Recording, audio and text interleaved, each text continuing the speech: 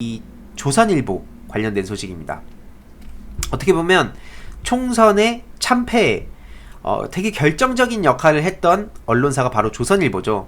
그리고 또 이와 덧붙여 TV조선과 채널A의 재승인 취소 여부가 이제 며칠 안 남았습니다. 주말 동안에 이 국민청원 꼭 20만을 돌파해야 되는 상황인데요. 이 소식도 같이 전해드리겠습니다. 최근 장슬기 기자의 보도를 참고해서 제가 여러분들께 전해드리겠습니다. 4.15 총선에서 참패한 조선일보, 내용을 요약해보면 이렇습니다. 21대 총선을 앞두고 조선일보는 두렵다고 했습니다.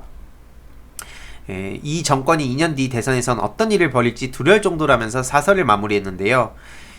이 이유는 두 가지로 해석하고 있습니다. 미래통합당이 선거 구도에서 밀리고 있어서, 그리고 이게 더 중요한데요. 더는 보수신문이 여론시장과 선거판을 주도할 수 없어서입니다. 여태까지는 보수신문이 그 여론시장과 선거판을 주도를 해왔고 많은 국민들의 눈과 귀를 이렇게 막아왔습니다. 실제로. 어쨌든 조선일보는 여전히 1등 신문인 건 맞습니다. 유일하게 유료 부수가 100만 부가 넘는다고 하는데요. 이런 식으로 그 총선 당일인 15일 날의 조선일보 일면이 이겁니다. 그 나머지 그 9대 일간지 중에 유일하게 투표 동료가 아닌 대통령 비판 기사를 일면톱에 실었죠. 비판이 아니라 이제 비난에 가까운 내용인데요. 일단 이들이 왜 이렇게 저물어 가느냐? 우선 프레임 자체가 되게 낡았습니다. 일단은 이 선거법이 통합당에만 불리하다는 주장은 우매한 대중을 선동하는 수준의 궤변에 불과했다는 사실이 드러났고요. 또 통합당이 조국 대 반조국 구도를 만드는데 안간힘을 쓰고 있다고 평가를 하면서 이걸 지원했습니다. 이게 여당의 위선 불공정성을 드러내려는 시도였지만 사실은 이미 흘러간 이슈였고 또 조선일보의 노력으로도 되살리지 못했고, 하나 덧붙이면 이미 깨어있는 시민들은 유튜브라든지 이런 각종 매체를 통해서 이 검찰과 이 언론의 터무니없는 그 몰아가기, 이 개혁에 브레이크를 걸고 있다는 사실도 많이 깨닫고 자발적으로 주위에 SNS를 통해서 확산시켰던 것도 굉장히 큰 역할을 했습니다. 게다가 코로나 사태로 정부를 비판한 것도 오판이었죠. 비난을 한 수준이었는데요. 정부는 너무나 잘하고 있다고 해외에서 전 세계가 주목을 하고 있고, 미국 트럼프 대통령은 물론이고 빌 게이츠까지 전화를 해서 우리나라 대통령을 극찬하면서 문재인 정부의 방역 시스템에 진짜 정말 전 세계가 주목을 했습니다. 이런 상황에 우리나라 국내 자칭 보수 세력들만 어떻게든 공격하려 했어요. 처음에는 중국인 입국 금지, 마스크 사회주의 이런 얘기를 하다가 오죽하면 질본과 정부를 분리시키려는 그런 시도를 했다가 유시민 이사장님의 메시 왼발, 이 비유로 한순간에 우스갯거리가 됐죠. 유시민 이사장님 정말 대단하신 분입니다. 진짜. 아무튼 이런 상황에 조선일보 프레임이 얼마나 낡았는지 단적으로 볼 수 있었던 대목이었고요. 조선일보처럼 관성과 이데올로기에 기반한 정책을 고집해선 선택받지 못한다는 사실도 이번에 제대로 드러났습니다. 코로나 이후 경기 악화로 국민들에겐 지원이 절실한 상황인데, 지금 대부분의 국민들은 돈살포로 받아들일 만큼 과하다고 느끼지도 않습니다. 하지만 조선일보와 사실상 동맹관계인 통합당조차도 이 각종 재난수당을 주장하면서 조선일보의 프레임을 외면할 정도로 이 조선일보가 이렇게 정말 낡은 프레임을 고수했다라고 보실 수 있습니다. 그리고 조선일보는 이외에도 북풍과 대통령 총선 개입에도 불을 지폈지만 선거판에 전혀 영향을 끼치지 못함은 물론이고 이걸 받아쓰는 언론도 거의 없었습니다. 자칭 1등을 자처하던 그 보수신문 조선일보는 이번에 보수가 아니라 수구에 불과했다는 사실도 되게 큰 역할을 했다고 생각하고요.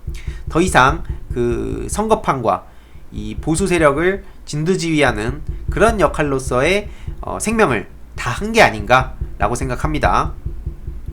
그래서 이런 식으로 이 하단에 빨간색 표시된 부분을 보면 김일성 모자 쓴 김정은, 포탄에 눈 달린 듯 명중 이러면서 계속 또 북풍을 이렇게 앞세우려고도 했습니다.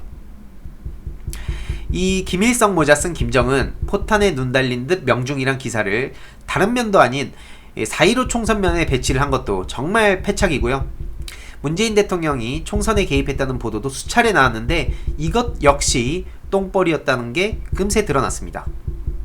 그래서 이 이외에 언론에서도 다급함이 많이 느껴졌고, 보수 언론이 지금처럼 편파 보도를 계속하면 신뢰를 잃고 우리 사회에서 퇴출될 것이라고도 비판을 했습니다. 이 성완용 한겨레 선임 기자가 강하게 비판을 했고요. 결국에는 조선일보는 영향력을 잃었고, 이번 미래통합당의 참패와 함께 조선일보도 몰락을 한 거나 마찬가지라는 이 결과가 드러났고요. 언론계 내에서도 조선일보의 입지가 좁아졌고 올드미디어의 쇠퇴도 한 원인입니다. 심지어 이런 상황에 이 자칭 보수 세력들을 보면 구독자 수는 많지만 허위정보, 막말, 가짜뉴스 이런 거를 막 내뿜기 때문에 극단적으로 그들을 지지하는 사람들을 제외하고는 전혀 외연 확장이 안 돼요. 하지만 그들의 이런 사기술에 노란한 미래통합당의 대다수의 후보자들도 뭔가 저기를 맹목적으로 믿고 있다가 이번에 큰 코 다쳤죠. 결국엔 미래통합당의 참패의 원인은 저런 가짜뉴스를 뿌렸던 유튜버들 덕분에 힘을 얻었을 수는 있지만, 그리고 문재인 정부에 일부 타격을 줬을 수는 있지만 더 크게 돌아왔다는 교훈을 우리는 얻을 수 있었습니다. 결국에는 저런 가짜뉴스 유튜버들 얼마나 영향력이 실질적으로는 없었는지 쉽게 알 수 있습니다. 결국에는 이렇게 황교안 대표는 저렇게 화려한 깃발을 흔들려고 하다가 이번에 제대로 무너졌죠. 통합당이 조선일보의 기대에 어긋난 건 이번 선거일만은 아닙니다. 여러가지 이런 구조적인 변화가, 정치, 언론, 검찰의 유착이 끊어지는 변화가 이번에 본격적으로 드러났다고 생각도 하고요. 조선일보의 시대가 지고 있다는 상황인데 TV조선 채널A 재승인 결정이 20일로 연기가 됐습니다. 이런 상황에 제가 최근에도 커뮤니티에 글과 영상으로도 제작을 했지만 못 보신 분들 위해서 다시 한번 짤막하게 말씀드리면, 최근 TV조선에 대놓고 조작을 했다는, 조작 방송을 했다는 것도 쉽게 알 수 있습니다. 차이나게이트 탐사보도 7이라는 그런 방송에서 저의 일베 차이나게이트 어설픈 조작이었다, 썸네일에도 보시다시피 대놓고 일베 어설픈 조작이라고 했지만 이 영상을 가지고 제 거를 저렇게 따서 오늘 3.1절 100일주년인데도 불구하고 국내를 마치 혼란스럽게 만든 것처럼 저렇게 어설프게 조작을 했습니다. 이 주장 바로 다음에 제가 일베에서 시작했다고 알려진 차이나게이트의 진실을 전하겠다고 했는데 쏙 빼고 무단 저렇게 사용하고 심지어 왜곡 사기 방송을 했죠.